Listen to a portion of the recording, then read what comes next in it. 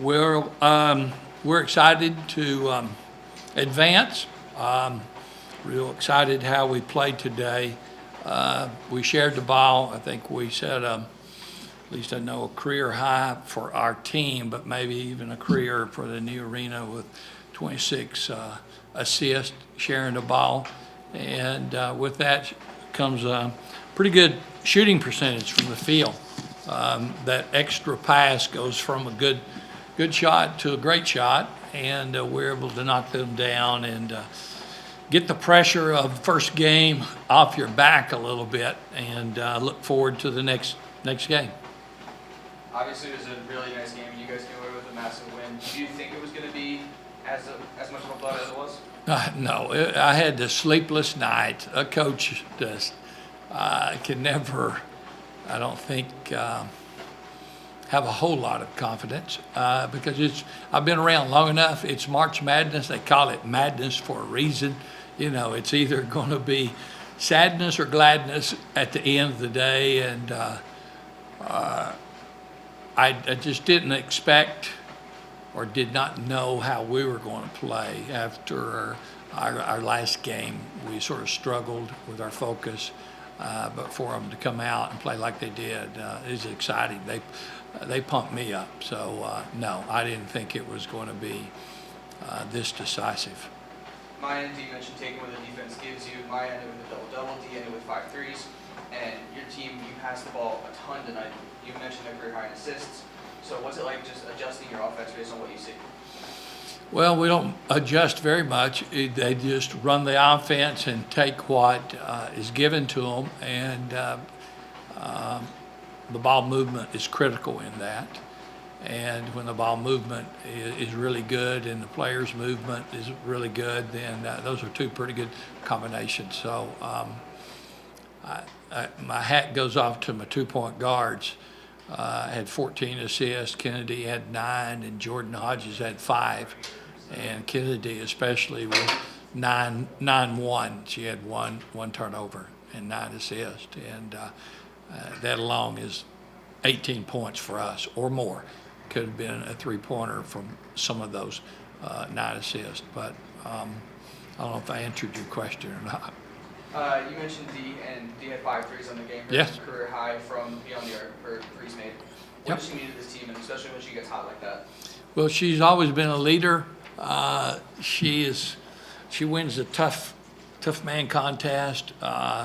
She is in there battling and fighting all the time. She's not known for knocking down threes, but she really sparked us early in the game with like 3 threes, and then ended up with 5, and she was on fire, and that really helped us because typically on the other side is Emma Hess, and Emma sort of struggled. I'm trying to look here. Didn't even make a 3, and D was 5 for 6. Emma is our go-to for three-point shooter. She struggled, I think, the first time with them, and struggled this particular game as well. But the rest of the team, they played very well. Pete, coming off the bench, ended with 12 points on 2 for 3 from beyond the arc. And can you talk about what she means leading this team or leading this second unit? She really attacked the rim pretty good and took some open shots. I think her international experience, even though she's the youngest player on her team, it's exciting to see a young player like that stepping up and playing very well. And then Bella Samuda, wow. I mean, there was one time she was like a jet running down the floor and just caught it on full stride and shot a layup. And when you're 6'5", or you got a 6'5" player that does that, that excites you for her to be able to run the floor like that. She's capable of it. But we really, again, moved the ball well enough to get some good shots and walked away shooting good percentages. I thought Audrey Clark came in a limited time, and she was pretty sharp herself. I think she was 2 for 3, wasn't it, Paul? Yeah. Yeah, from 3-point range in her limited time in there. But, you know, she really moved the ball or was on the receiving end of it. Just, I told the team before I came in here, you know, there's just tons of highlights, some great plays that they made, but none more than moving the ball, sharing the ball, and 26 assists. And it makes people like Dee or anybody get an easier shot. You get a great shot with that. And the last group came in, Bria Busby and Emily Howard with a pick and roll, just perfect like you practice it. And that's exciting to see your young people come in and still execute. Yeah.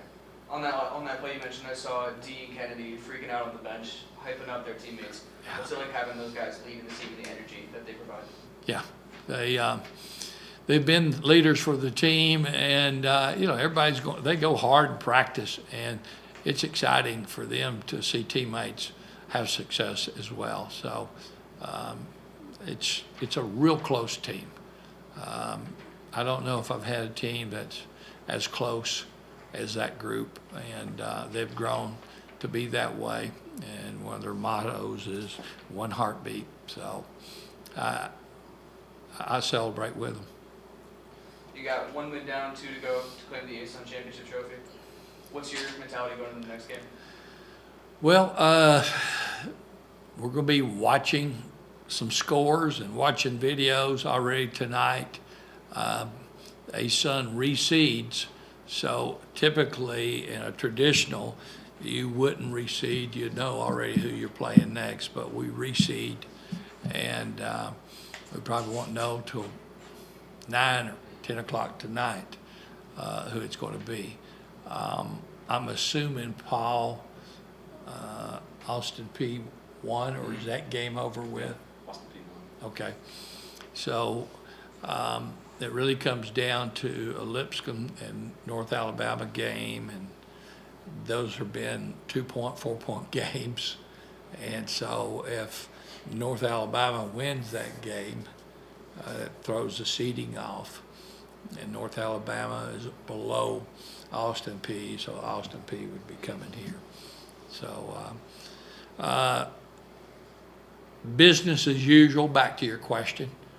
You know, the coaches will be breaking stuff down. Practice will be what we will go over tonight's game in video review, really short, positive, reinforcing, and still being direct of some things we need to get better at. But I hope that's over with in 15, 20 minutes. And then we'll probably do what we call an appetizer. Hey, we're playing so-and-so. This is what they do, and that's about a 15. So everything is within an hour that we're on the floor practicing.